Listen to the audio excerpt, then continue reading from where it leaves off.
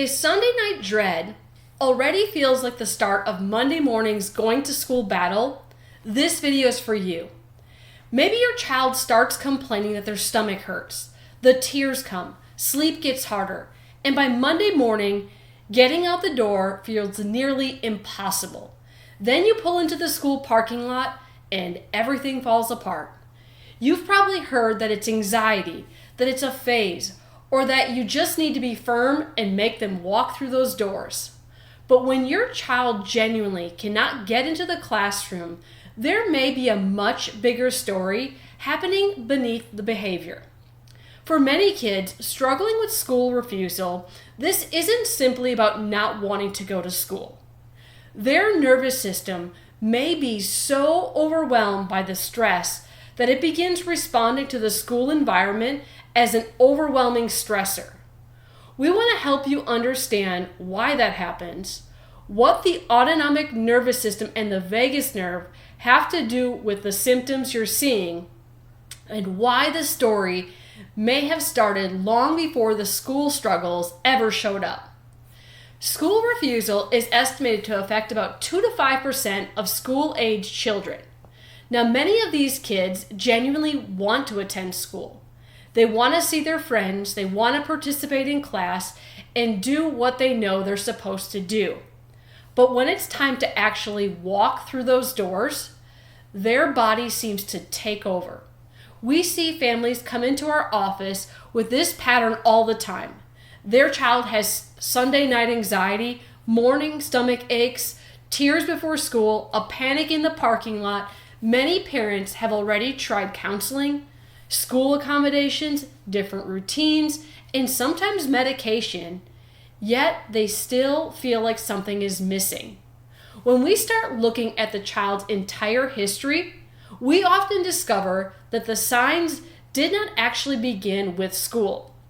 That distinction is important because school refusal and truancy can look similar from the outside, but are actually both very different. Now, in both situations, a child is missing school. But what is driving that absence is what we need to take a deeper look at. A child struggling with school refusal may tell you the night before that tomorrow will be different. They may completely understand why they need to go. Then morning comes, and suddenly they cannot seem to do what they had every intention of doing. When the brain perceives a threat or a stressor, the survival system takes priority. In that moment, reasoning, problem solving, and emotional control become much harder to access. That is why you can have a calm conversation with your child Sunday evening and feel like you've finally gotten through to them, only to see everything hit the fan the next morning. It also helps explain why punishment, added pressure, or repeatedly telling your child to just push through it can seem to yield poor results. When their nervous system is already overwhelmed, adding fear, frustration, or shame does not necessarily create more capacity. Sometimes it simply gives their system another reason to stay on high alert. Now, one of the easiest ways to understand this is to think about the autonomic nervous system like a car with a gas pedal and a brake pedal. Now, the sympathetic side is the gas pedal. It helps us respond quickly, protect ourselves, and handle stressful situations. We need that response. We just don't want to be stuck here. The parasympathetic side acts more like the brakes, helping the body to rest, digest, recover, connect, and emotionally regulate. Now, a healthy nervous system should be able to shift between gas pedal and brake pedal with ease. We need to step on the gas when something requires our attention and then ease back off once that stressful moment has passed. But for some kids, shifting between those two states is not happening very effectively. Their nervous system has become increasingly sensitive to stress, which means experiences another child can move through fairly easily may feel overwhelming to them. Separating from mom or dad, entering a noisy classroom, hearing the bell ring, navigating social situations, changing activities, completing schoolwork, sitting still, and not always knowing what comes next can add up quickly. The vagus nerve is another important part of this conversation. So it is one of the major communication pathways associated with the parasympathetic nervous system, or the brakes, and connects the brain with areas throughout the body, including the heart and the digestive system. It plays an important role in helping the body move toward a calmer, more regulated state.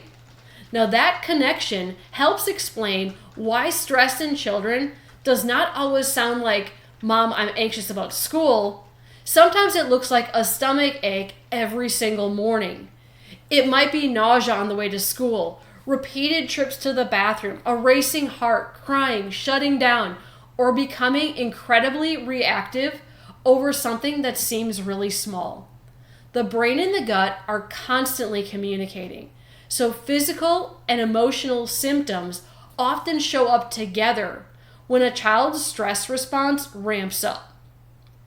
Once we understand that, we have to ask why this child's nervous system may be reacting so strongly in the first place.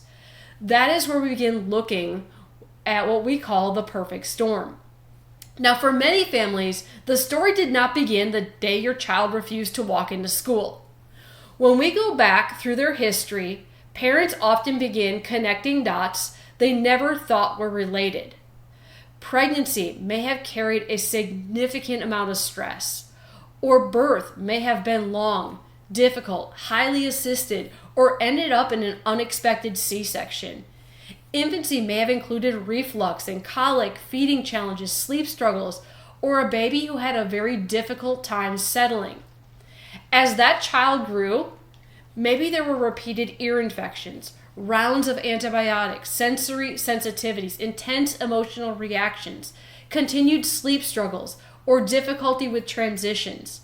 None of those experiences automatically mean a child will struggle with school refusal. What matters is looking at the bigger picture and asking how well that child's nervous system has been able to adapt to the stressors they have experienced over time. Then school adds another major layer. There is separation, noise, bright lights, schedules, academic expectation, endless testing, social interactions, constant transitions, and much less control over what happens next.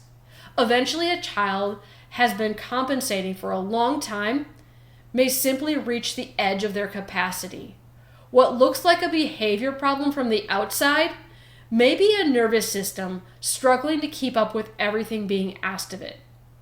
That is why at E320 Chiropractic, we want to look beyond the behavior and understand the entire story.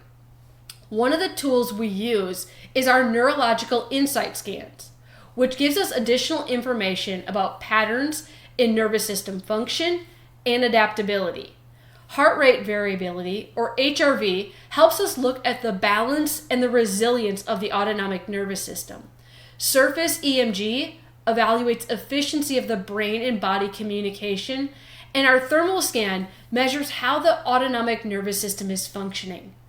We combine those findings with your child's history and what you are seeing at home, at school, and in everyday life. These scans are not used to diagnose school refusal, anxiety, ADHD, or another condition. Instead, they help us develop a clearer picture of how your child's nervous system may be functioning and how well it is handling the different stressors in their life. And then from there, neurologically focused chiropractic adjustments are gentle, they're specific, and with the goal of supporting better regulation and adaptability within the nervous system. Interestingly, the school struggle is not always the first change parents tell us about.